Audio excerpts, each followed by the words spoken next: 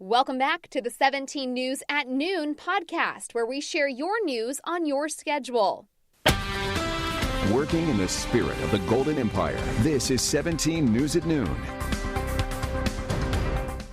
Good afternoon, and thanks for joining us. I'm Nicole Gitsky. We'll begin with the excessive heat we are continuing to feel across our state. A statewide flex alert remains in effect through tomorrow as the heat wave continues. The California Independent System Operator is calling for voluntary electricity conservation every day from 3 to 10 p.m. You're asked to set your thermostat to 78 degrees, turn off unnecessary lights, unplug unused electrical devices, and use fans when possible. Well, yesterday, the California Independent System Operator announced rotating blackouts to more than 3 million California homes. However, utilities didn't have to flip the switch because of slightly lower temperatures and customer conservation, according to iOS. But today, ISO is forecasting a major energy shortage as we could reach a historical peak in demand. Now, in case your power does go out, here are a few tips from the American Red Cross. Be sure to have an emergency preparedness kit with first aid supplies, emergency food and water and batteries. Have an evacuation plan for your family and your pets. If your fridge has no power, you can fill coolers with ice and store food there. Keeping your fridge and freezer closed as much as possible can preserve food for up to 2 days, depending on how full it is. These outages aren't expected to last nearly that long, and if they happen at all, use flashlights and not candles to avoid a fire, and do not travel if you don't have to, especially by car. Streetlights and traffic stops may not be working. Now, you can find a full list of tips on our website, kget.com. Well, now we turn to the latest on the coronavirus pandemic here in Kern County. Public Health announces 12 new deaths today. 216 people have lost their life since the pandemic began. 180 new cases were also reported. Nearly 27,000 have tested positive for the novel virus. Nearly 18,000 cases are considered active right now, most of them recovering at home. 249 are being treated in the hospital. Now, this morning during the Board of Supervisors meeting, Director of Public Health Matt Constantine said hospitals are starting to get some relief right here in Kern County. The hospital staffing plan, where the county has established a contract to bring on more than 80 ICU nurses, is in full swing. Those nurses have been identified, and they are starting to relocate into Kern County. As of, I believe, this morning, there's approximately 6. Next Monday, there will be an additional 10 that will arrive. So that is taking a little bit of time to staff up, but those nurses are arriving and starting to staff our acute care hospitals. A reminder that the federal test site at the fairgrounds remains open. So far, the site has tested more than 5,300 people. It will continue testing through Friday. Anyone who wants to be tested at the Surge site can schedule an appointment on kerncounty.com. Self-swabbing tests are provided and considered less invasive than others. All tests at this site are free, and testing results are available within 3 to 5 days. Well, less than half of Americans say they will get the coronavirus vaccine if one is approved by the government.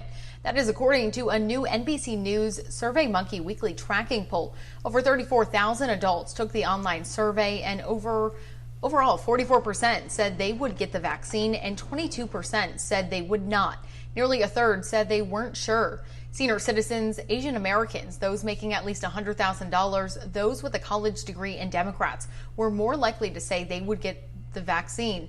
But how soon can we expect to see that vaccine? Now, this morning on Sunrise, Dr. Mal Kothari said people shouldn't expect a vaccine anytime this year.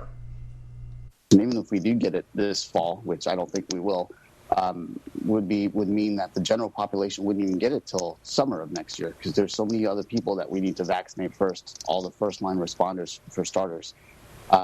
So I think we're going to have a lot of time to think about this, and a lot of people are going to get it before the general public does.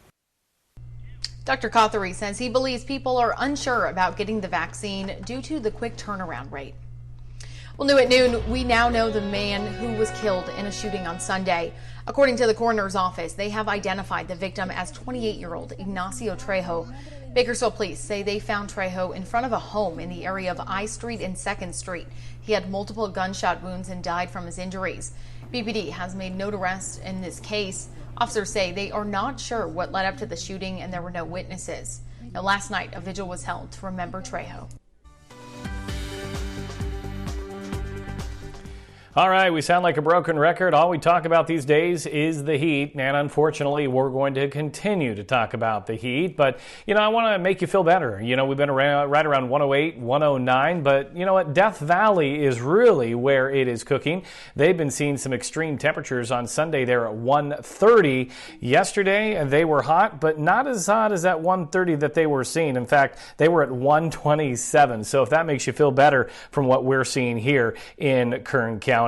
As we take a look at our current temperature right now, some high clouds out there, temperature into the 90s, and we are on our way up into the triple digits this afternoon. As we take a look at the almanac, we should be right around 96 this time of year. Our record on this date, 110, and that was set back in 1942. Overnight, we've been warm as well. Here's a look at the numbers right now. Most locations in the valley in the 90s. We've got 88 in Fraser Park, 93 in Tehachapi, and where we're really hot right now is Ridgecrest at 105, and they're going to be near 113 this afternoon, and we will continue to see some high clouds. We'll look for some deeper moisture possibly to the east of us as we go throughout today. Already seen a few isolated thunderstorms down south. We'll see if that rotates into the Kern County mountains throughout the afternoon. In terms of temperatures, 97 in Sacramento today. We're looking at temperatures down to this. Right now, we're at 95 in Fresno, 77 in Los Angeles, 84 in San Diego. I wish these were the daytime highs, but unfortunately, these are the daytime highs. 109 in Sacramento, Fresno, scorching 110, 80 south, and then Vegas, 115 degrees. I also want to track, we're talking about Hurricane Genevieve right now, Category 4 storm, powerful. It is off the coast of Mexico. It will ride north. By Sunday, we'll have to watch for some of that moisture to maybe make its way into Southern California. But for now, we're just talking about the ridge and a little bit of moisture coming in from the east. Here's a look at the headlines. Today is day 10 of heat wave number 6, and we talked about the chance of thunderstorms. The excessive heat warning is still in place until Thursday, and we also have an air alert in place through tomorrow.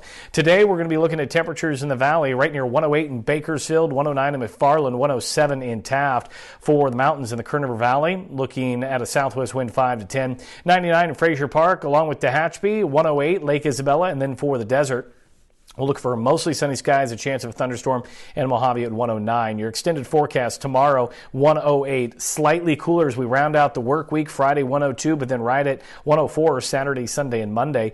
And then for the mountains, we're looking at 90s across the board, but a little cooler. By Friday, 92.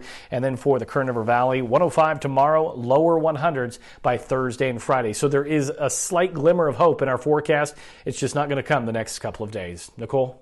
All right, thanks for that, Kevin. I know we're all looking forward to the 90s. While it is hot, it's definitely a cool down. Now, if you're looking for a cool place to stay, several local cooling centers will be open today due to the triple-digit temperatures.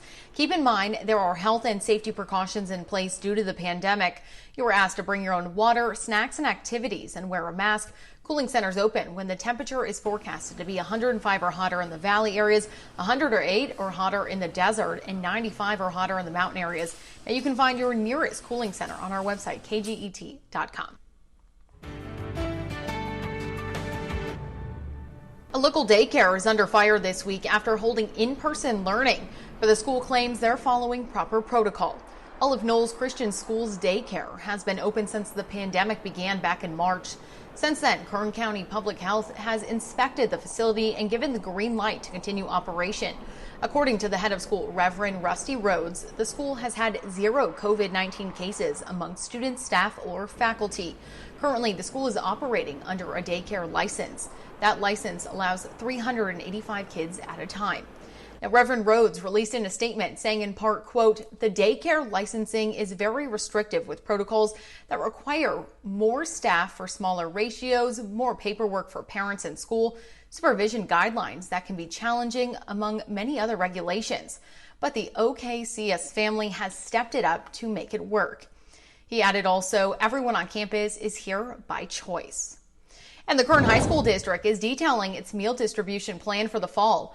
Drive-through meal handouts will begin this Friday. Each high school will distribute meals Tuesdays and Fridays from 1 p.m. to 2:30 p.m. and at Nueva Continuation High School from 2 p.m. to 3 p.m. KHSD has 2 federally funded meal programs, the Community Eligibility Program and the National School Lunch Program. Schools involved in the CEP program will serve breakfast, lunch, and a snack on Tuesdays, along with dinner Wednesday, Thursdays, and Fridays. Schools with the NSL program will serve breakfast, lunch, and a snack Tuesday for the rest of the week. Students must have their school ID in order to pick up a meal.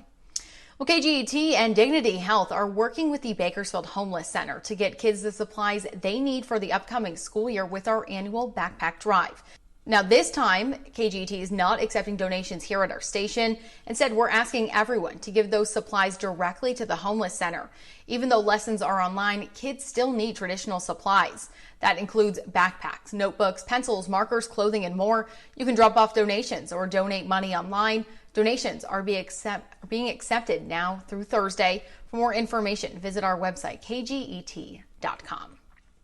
Well, if your child still needs vaccinations, Adventist Health is holding a clinic tomorrow. Free immunizations will be available through the mobile unit at the Adventist Health parking lot located at 2800 Chester Avenue from 1 p.m. to 6 p.m. tomorrow. Those shots are free for children who have no health insurance, for families on Medi-Cal, or Native children. Call the number on your screen ahead of time if you'd like to go. Any child older than 5 will need an appointment. And we want to remind you that you still have advantage the next 2 weeks of adopting a pet for free with our Clear the Shelters drive. We are teaming up with the Bakersfield Animal Care Center to get homeless dogs and cats a loving home. There have been more than 60 adoptions so far, but there still are many more that need a home. The shelter is waiving adoption fees for the month of August. The event continues through August 29th. For more information, you can find that on our website, kget.com.